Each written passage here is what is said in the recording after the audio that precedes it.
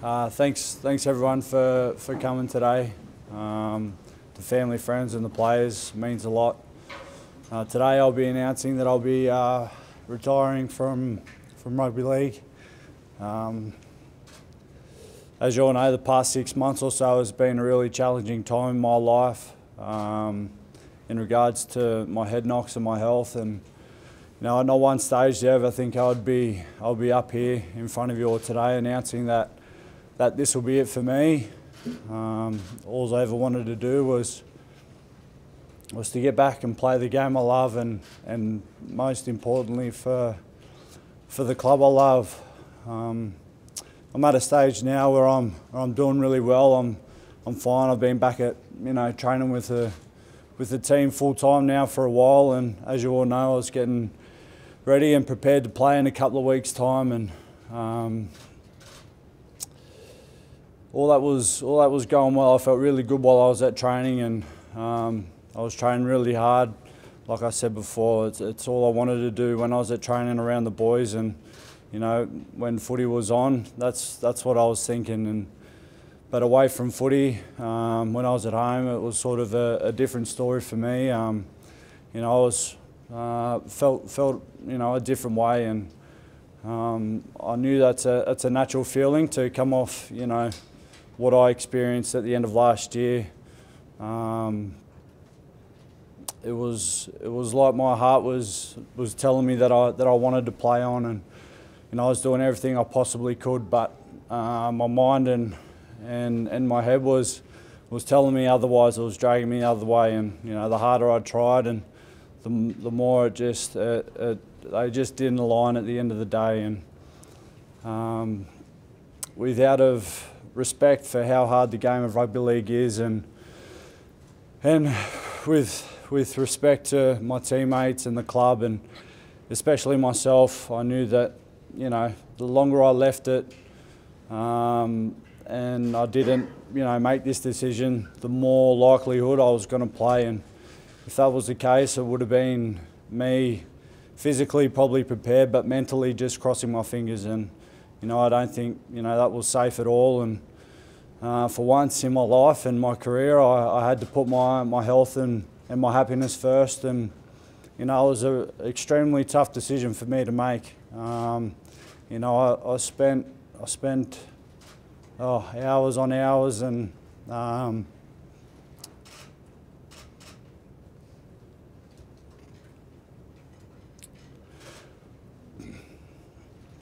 hours on hours and sleepless nights, trying to find a way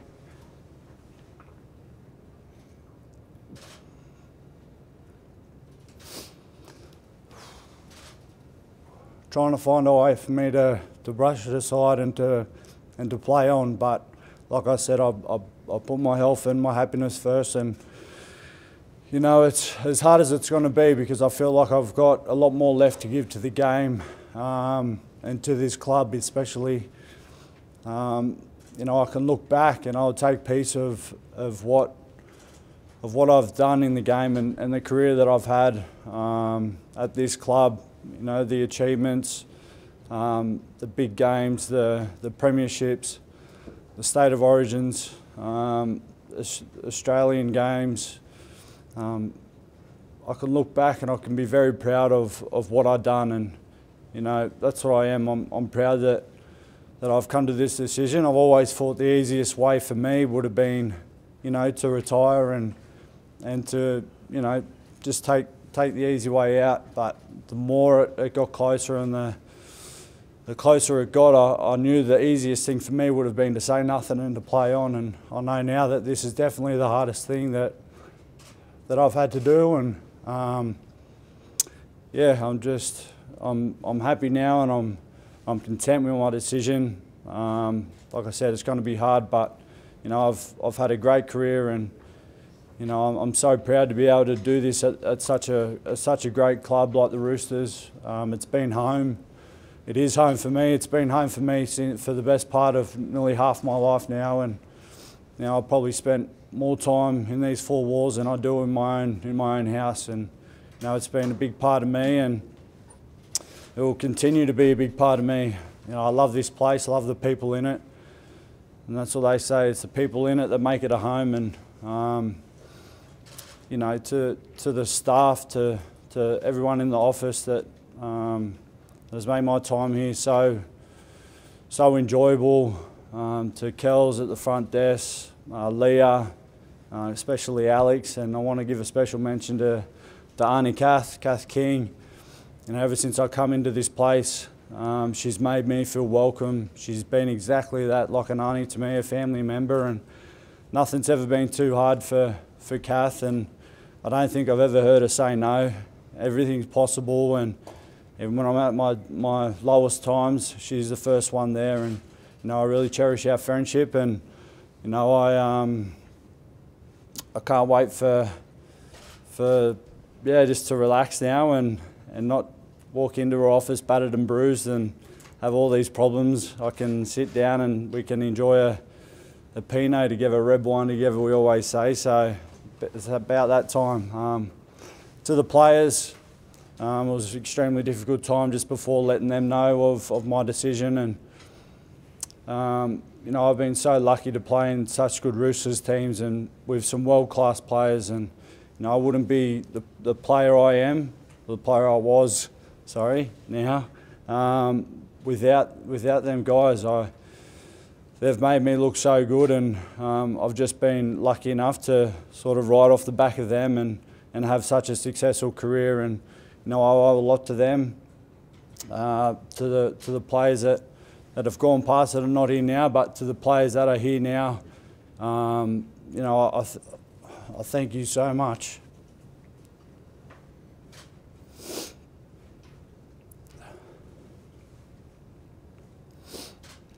I thank you so much for what you've done for me on the field, but the memories that I've had off the field I'll cherish the most, and I'll hold close to my heart. And I've made friends for a lifetime that will continue, and I look forward to the next chapter in our lives together. To Trent, apart from my dad, he's had the biggest influence on my footy career, and I can't thank him enough for what he's done for me as a player, but as a person as well. The trust, the care, the love, the loyalty, the confidence, the belief. I've felt all of that, and I want to thank you so much. You're the leader of this club, and the Roosters will always be a successful club no matter what, but when you're the head coach of the Sydney Roosters, you can guarantee it. There's no question about it. It's the person you are. You're a winner. That's why we got along so well. We were very like-minded in that sense, and the way we went about, the way our love for footy, and I just can't thank you enough. And the experiences, not on the field but off the field too. I come down as a kid and very narrow-minded, very fresh. Footy was all I ever known, but from spending time with you, and you've opened me up to this whole new world that I didn't know, and it's definitely rounded me out as a person. And I can't thank you enough for what you've done for my career, and not as a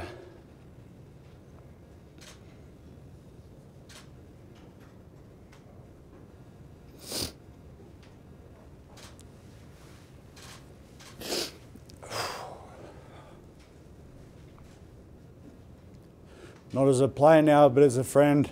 Thank you so much.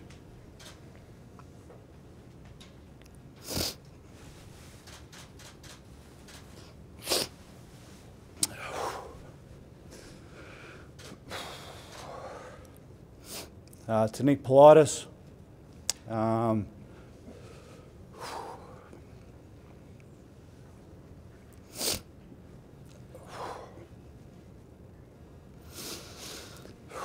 when you think of the Sydney Roosters, you think of Nick Politis, and you know that he's an extremely successful businessman. But more importantly to me, he's a better person. He's a better human, and you know, his love, his passion and his loyalty towards this club is unmatched.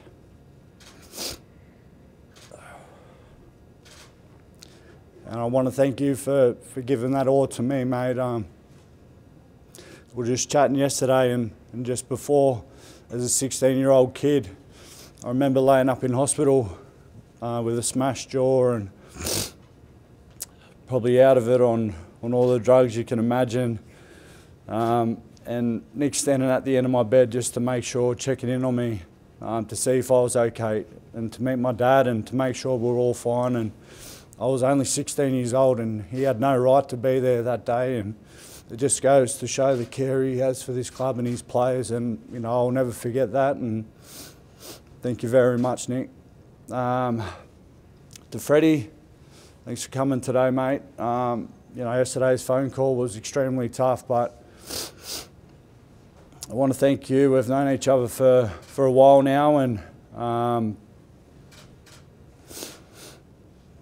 yeah, we've become really close mates. And I can remember at the start of 2018, and there was talk and calls of some people that, you know, of my spot in the Origin team, and should I play or should I be sacked? And I remember you come out straight away and said that I was your captain and I was first picked, and you know, the confidence that gave me, you know, words can't describe, and you will never know the impact that had on me and my career at that stage. And I just wanted to go out. I didn't want to let you down, and that's what you do to your players.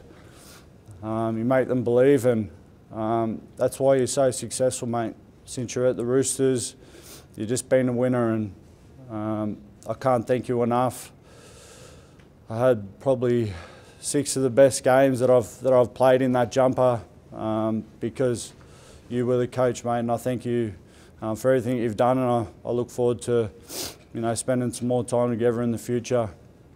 To Mao, a quick thank you, mate, for all your support and your belief and confidence that you put in me. You know, there's no secret why you're an immortal of the game. You know, everyone knows how you played the game, but the way you coach and, you know, the way you demand excellence, and you know, I can't thank you enough of what you've done for me and the confidence that you put in me to go out and play well in that jersey. To my family and friends, thank you so much. You know, my biggest supporters have been there for me throughout everything, but especially Dad. Ever since a kid, you always told me that I was the best, and you always made me feel that I was the best, and you know, you still do to this day. And the sacrifices that you made for me as a kid, I didn't really know when I was younger, but when I'm a bit older, I really appreciate what you've done for me. The countless trips across the countryside, New South Wales, playing rep footy games, and you know, the opportunities that you gave me allowed me to be where I am today and to be able to achieve what I've done. Thank you so much for my upbringing and what you've done for me as a son, and someone I've always looked up to. And you know, you showed me the way since a young kid what it was to be a man. And you know, we joked about it the other day, but now we can relax and have a beer and play some golf without worrying about having to take off back to Sydney for training or whatnot. So I'm looking forward to that. Last but not least, my beautiful partner, Gemma. You've been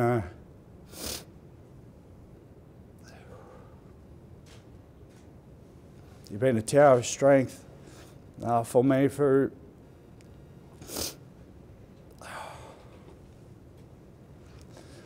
this last 6 months of our lives, and you've seen me at my lowest, and you've seen me at my best, and you've been there through thick and thin. You've always had my back, and I'll never forget it. And I love you very much.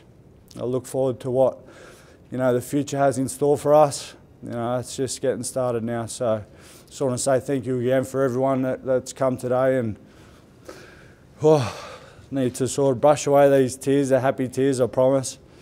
And you know, look back and celebrate a career that was. So thank you guys.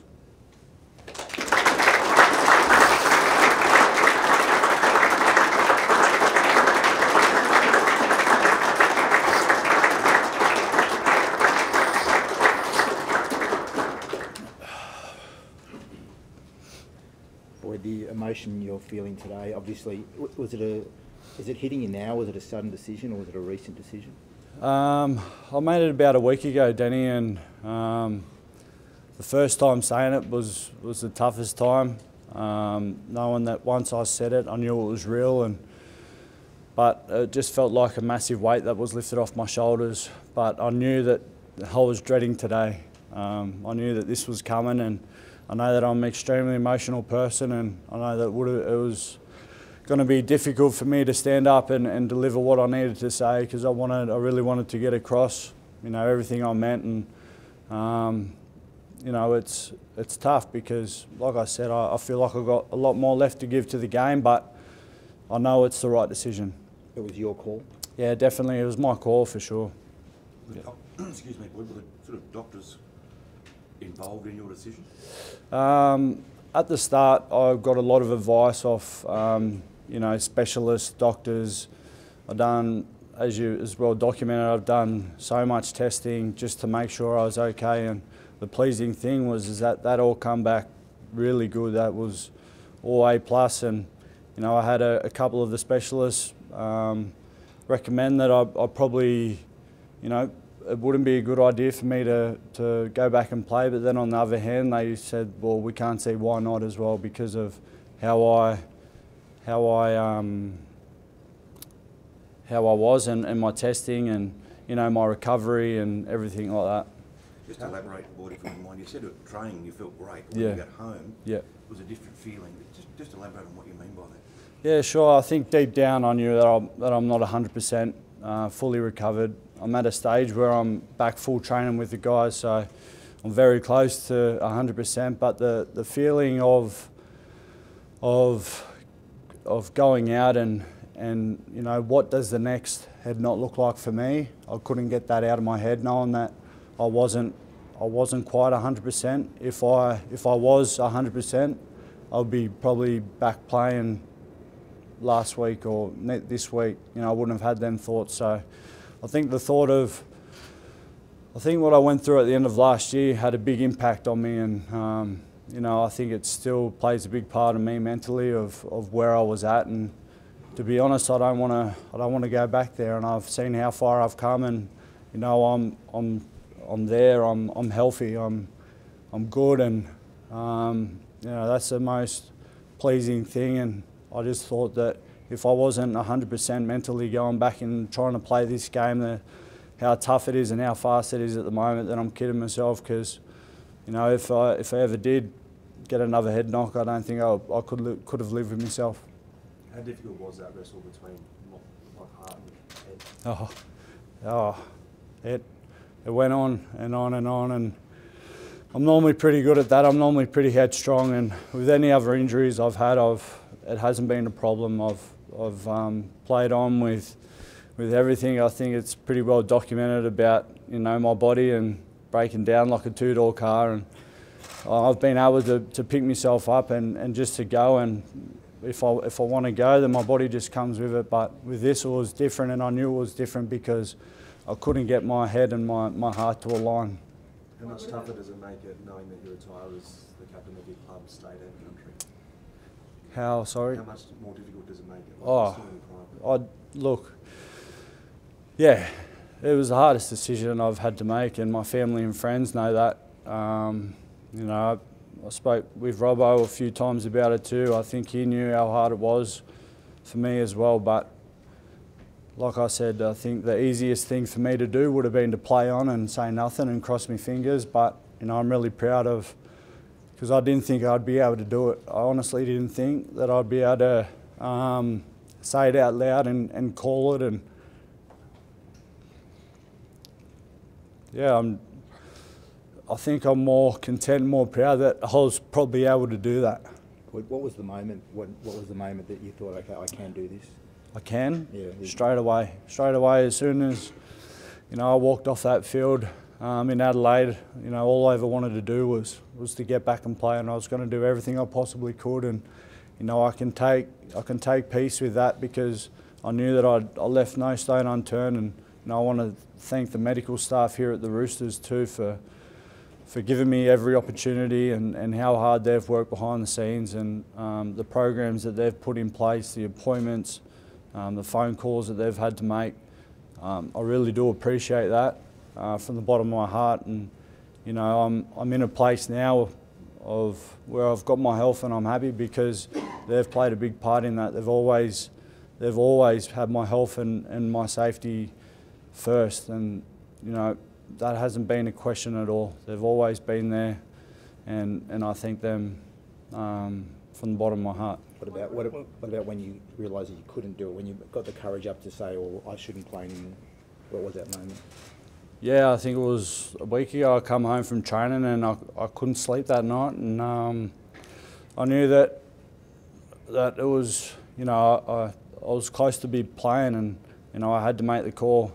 And I had the day off the next day, so I had all of that day to sit down with myself in my own thoughts and ask myself some really honest questions, and I had to answer them. And it was, obviously that's why I'm standing here today, because I did that, and I had to show the courage and be a man about it, and do something about it. What about over the last 6 months with your family, and obviously coming from a good place? Was it pressure from Dad and that to kind of make a call? Not at all. Not at all. They've been nothing but supportive of me. They'll support me ever since I've told them, and when I told them I was going to play, they're probably silently saying, what are you bloody thinking? But they supported me and they backed me to the day. That's what family's about, and that's why I love them so much. Boyd, obviously you've probably spent more time thinking about the situation the game's in than a lot of people have, given the way it's affected you. What is your view on the steps that the game's taking to prevent this? Well, I think it's great. Player welfare and player safety has got to be the forefront of everything. There's been a lot of talk about the way the game's changed, and that's what it is. It is changing, but in all of that, we've got to find a really good balance with it. I think you've seen over the last week they're starting to find that, which is good.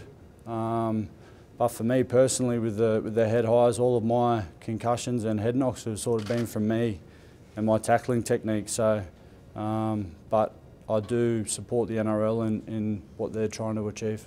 How much did Jake's decision sort of shape your thinking? Did you speak to him, get any guidance from Jake a couple of months ago? No, not really, mate.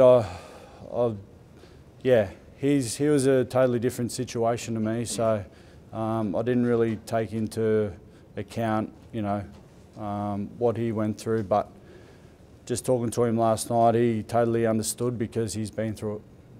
Well, you've said that you still feel like you've got a lot to give. Do you want to stay involved in the game in some way, or is it time to sort of step back from it?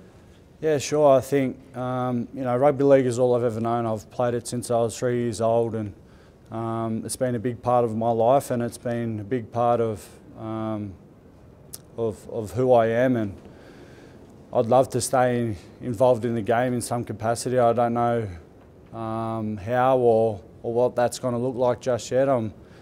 This is all I've been thinking about, to be honest. So, I'll have some time away to celebrate and to take a breath and enjoy. And I'm sure that, knowing myself, and I don't like to sit around. I'd like to get something, sorted pretty quick. Is there something that you'd like to do outside of the game? I'd like to become a professional golfer, but I don't think that's going to happen. Or a surfer or something where there's no contact involved. But yeah, it's pretty safe, but I don't think that's going to happen. When you're just taking a look around the room now at all these people, what is it, this is a moment to say, look at all these people that are here to support you today? Yeah, I've had a moment before I come here at the Roosters HQ to just briefly let them know how much they meant to me. And to be honest, I thought this was going to be harder delivering it, but you know, standing in front of, you know, my mates and, you know, the guys that I've known for years and years, Jazza, Gussie, even Big Toopsy, you know, we've been on this journey for so long and they know what it's like, and for that was so daunting for me and so nerve-wracking and emotional, but I'm glad I got out to, I was able to thank them for what they meant to me and what they'll continue to mean to me moving forward. When you reflect on your career, what stands out? Of all the things you've achieved, what's the number one thing for you? I think the number one thing for me would be to be able to call myself a Rooster. Definitely. Thanks, Boyd, given everything you've been through, would you change anything? Not one bit. I heard Moz say it the other day. If you put in front of you, you know, this was going to be your career and this was going to be how you retire, probably selfishly I'd say I'd want more. That's just who I am, but where's the pen? I would sign it any day and I wouldn't change a thing. Thank you. Thanks, Mitch.